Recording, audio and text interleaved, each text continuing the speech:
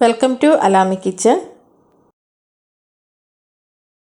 ഇന്ന് നമുക്ക് നല്ല ടേസ്റ്റി ആയിട്ടുള്ള ബീഫ് പിക്കിൾ എങ്ങനെ ചെയ്യാൻ നോക്കാം. അതിനുവേണ്ടി ഞാനിവിടെ എടുത്തിട്ടുള്ളത് 1 കിലോ ബീഫാണ്. നല്ല തനിക്കഷ്ണം കൊട്ടില്ലാത്തത് നോക്കിയിട്ട് എടുക്കണം.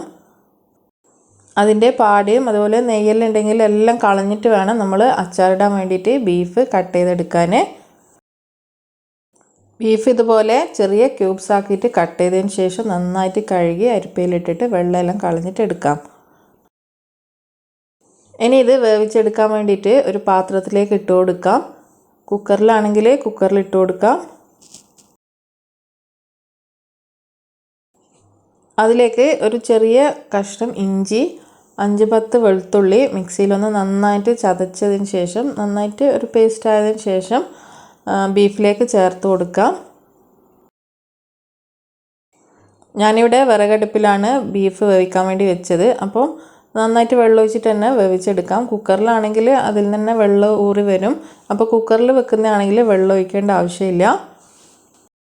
ഇനി ഇതിലേക്ക് 1 ടീസ്പൂൺ മഞ്ഞൾപ്പൊടി, 2 ടീസ്പൂൺ മുളക് പൊടി, ആവശ്യത്തിനുള്ള ഉപ്പ് ഇത്രയും ചേർത്തിട്ട് അടുപ്പിലായതുകൊണ്ട് വെള്ളം ഒഴിച്ച് കൊടുക്കുന്നുണ്ട്. ഇത്രയും ചേർത്ത് മിക്സ് ചെയ്തിട്ട് നമുക്ക് നന്നായിട്ട് വേവിച്ചെടുക്കാം.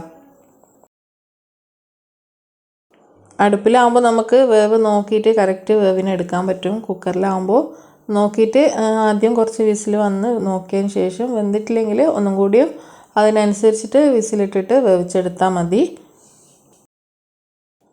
കുറച്ച് ആരുള്ള ഇറച്ചി എടുക്കുന്നതാണ് അച്ചാർ നന്നാവാൻ. അപ്പോൾ ഇത് നന്നായിട്ട് വെന്ത് പാകത്തിന് വെന്ത് അതിലുള്ള വെള്ളമെല്ലാം അതിൽ തന്നെ വറ്റിച്ചെടുത്തിട്ടുണ്ട്. കുക്കറിലാണെങ്കിലും വെള്ളം വറ്റിച്ചിട്ട് എടുക്കണം, വെള്ളം കളയരുത്. ഇനി അച്ചാറിലേക്കുള്ള പച്ചമസാല ഒരു 12 പച്ചമുളക് ചെറുതായി കട്ട് ചെയ്ത് വെച്ചിട്ടുണ്ട്. ഒരു 1/4 കപ്പ് വെളുത്തുള്ളി ഇതുപോലെ ഒരു നീളത്തിൽ അരിഞ്ഞ് വെക്കാം. പിന്നെ വേണ്ടത് അതുപോലെ തന്നെ 1/4 കപ്പ് ഇഞ്ചി നീളത്തിൽ അരിഞ്ഞെടുത്തിട്ടുണ്ട്.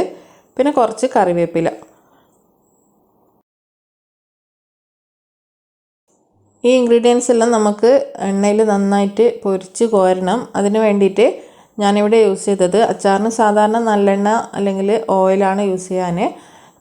ഇതിലേക്ക് ഞാൻ രണ്ടും കൂടി മിക്സ് ചെയ്തിട്ടാണ് എടുത്തിട്ടുള്ളത്. നല്ലെണ്ണ എടുത്തിട്ടുണ്ട്, അതുപോലെ തന്നെ ഓയിലും എടുത്തിട്ടുണ്ട്. 1/2 കപ്പ് നല്ലെണ്ണ, 1/2 കപ്പ് ഓയിൽ അങ്ങനെയാണ് ഒഴിച്ച് കൊടുത്തിട്ടുള്ളത്. ഇനി ഇതിൽ ഇഞ്ചി ഇട്ട് കൊടുത്തിട്ടുണ്ട്. ഇഞ്ചി നന്നായിട്ടൊന്ന് അതിലുള്ള വെള്ളത്തിൻ്റെ അംശമെല്ലാം പോയിട്ട് ഒരു ഫ്രൈ ആയിട്ട് വരുന്ന ആ ഒരു രീതിയിൽ തന്നെ ആയി കിട്ടണം. അത് പാകത്തിന് മൂത്ത് വന്നിട്ടുണ്ട്. ഇനി നമുക്കത് മാറ്റി കൊടുക്കാം.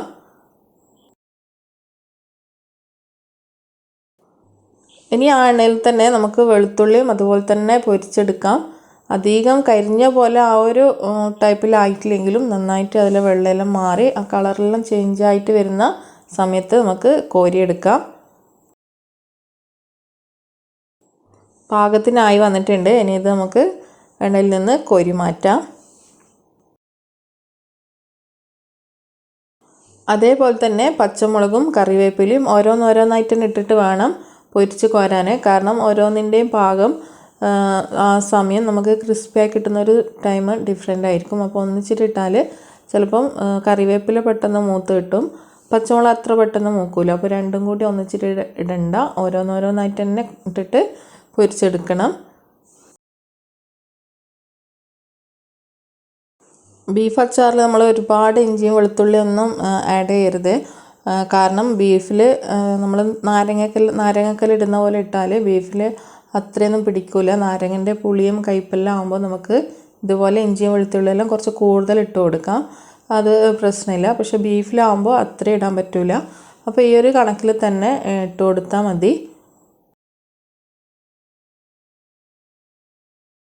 ഇനി നമുക്ക് ഈ എണ്ണയിൽ തന്നെ ബീഫ് പൊരിച്ചെടുക്കണം.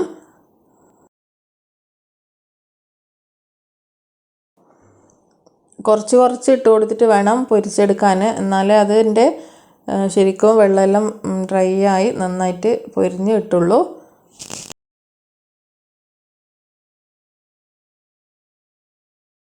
എന്നുവെച്ചാൽ അധികം നമ്മൾ ഉണക്ക് പോലെ ആക്കിയെടുക്കണ്ട, ഒരു പാകത്തിന് നന്നായിട്ട് പൊരിഞ്ഞ് കിട്ടണം.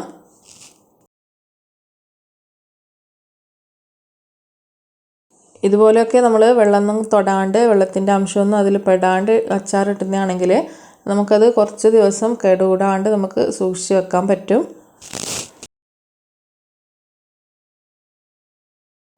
പക്ഷേ ബീഫ് അച്ചാറൊന്നും നമ്മൾ കുറേ ദിവസം വെക്കേണ്ട ആവശ്യം ഉണ്ടാവില്ല, കാരണം പെട്ടെന്ന് തന്നെ തീർന്നു പോകും.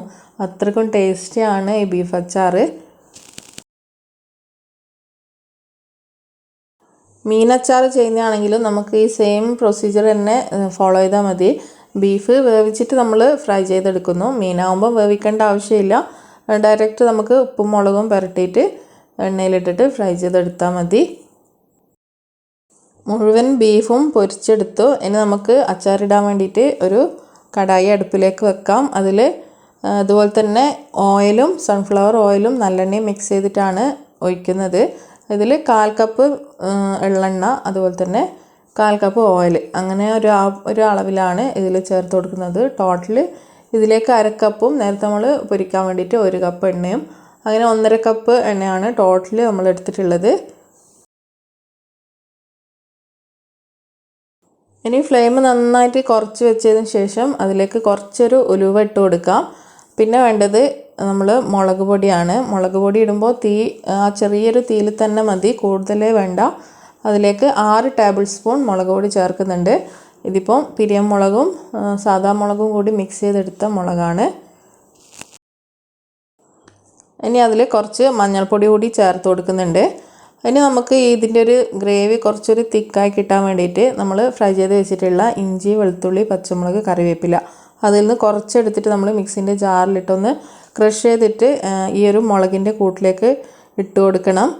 അപ്പോൾ ഇതിൽ ഒരു 1/2 ടീസ്പൂൺ ഗരം മസാല കൂടി ഈ ഒരു മുളകിൻ്റെ മിക്സിലേക്ക് ഇട്ടിട്ട് മുളക് നന്നായിട്ടൊന്ന് ഇതിൻ്റെ പച്ചമണമെല്ലാം മാറുന്നത് വരെ ഒന്ന് മൂപ്പിച്ചെടുക്കണം. അതിനുശേഷം നമ്മൾ മിക്സിയിൽ ക്രഷ് ചെയ്ത് വെച്ചിട്ടുള്ളതെല്ലാം ഇട്ടിട്ട് ഒന്നും കൂടി ഒന്ന് ആ ഒരു മുളകിലൊന്നിട്ടിട്ട് വേവിക്കണം. ഇതിലേക്ക് 1/2 ടീസ്പൂൺ കായം പൊടി കൂടി ചേർത്ത് കൊടുക്കണം. വീഡിയോയിൽ മിസ്സായിപ്പോയതാണ്. ഇനി ഇതിൽ ചേർക്കേണ്ടത് വിനാഗിരിയാണ്. ഞാനിവിടെ 1 കപ്പ് വിനാഗിരിയാണ് ചേർത്ത് കൊടുക്കുന്നത്. വിനാഗിരി ഒഴിച്ചിട്ട് ഒന്ന് തിളച്ച് വരുമ്പോൾ നമ്മൾ ഫ്രൈ ചെയ്ത് വെച്ചിട്ടുള്ള എല്ലാ ഐറ്റംസും ഇതിലേക്ക് ഇട്ട് കൊടുക്കാം.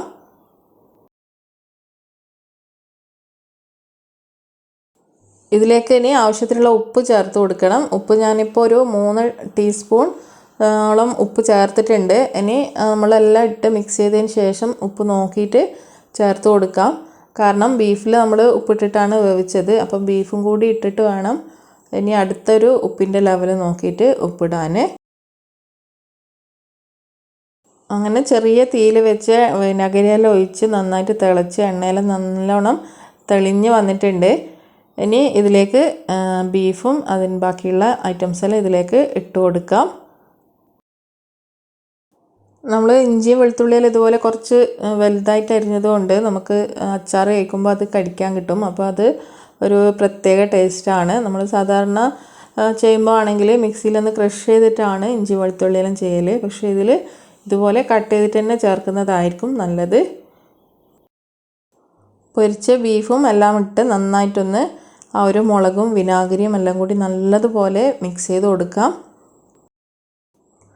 അങ്ങനെ നമ്മുടെ ടേസ്റ്റി ആയിട്ടുള്ള ബീഫ് പിക്കിൾ റെഡിയായി. ഇതിപ്പോൾ നമ്മൾ 1 കിലോ ഇറച്ചി വെച്ചിട്ട് കൊട്ടില്ലാത്ത ഇറച്ചി എടുത്തിട്ട് ചെയ്തുകൊണ്ട് 1 കിലോയിൽ ചെയ്താൽ നമുക്ക് ഏകദേശം ഒരു 1 കിലോ ഉണ്ടാവില്ല, ഒരു 900 ഗ്രാമിൻ്റെ അടുത്താണ് നമുക്ക് ഈ ഒരു അച്ചാർ കിട്ടാൻ. ക്വാണ്ടിറ്റി നല്ല കുറവായിരിക്കും.